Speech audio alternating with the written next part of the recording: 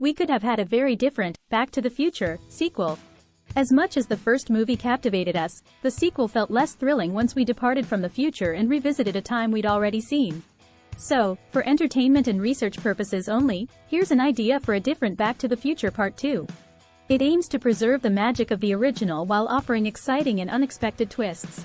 At the end of the first movie, we're left with a cliffhanger. Doc Brown tells Marty and Jennifer they must do something about their kids. Great! We can still get to that. Let's use it as some misdirection. After that call to action, let's shift to 1976, when Marty McFly was just 8 years old. This is the age we were told in the first film that young Marty lit the living room on fire.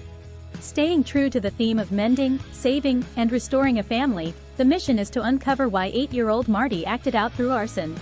17-year-old Marty needs to bond with his younger self, and here's why. When we first meet the McFly family in the initial film, the parents are down on their luck, struggling with money problems and barely surviving instead of living their best lives.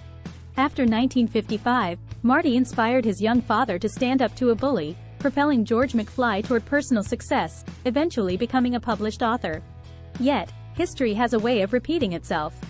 In this new and improved family dynamic, we discover that in 1976, George is still somewhat of an inattentive father.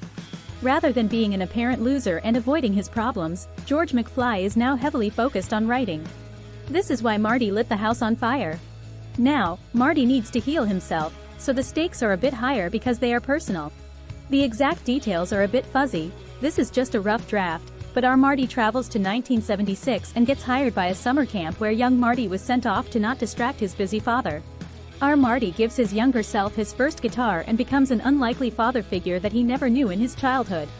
P.S. Jennifer travels to 1976 as well and works at the same camp. So, we get a nice love story between Marty and Jennifer as well. Stick with me. Young Marty then works to mend his own relationship with his father. Crisis averted, Doc Brown then takes Marty and Jennifer to the future.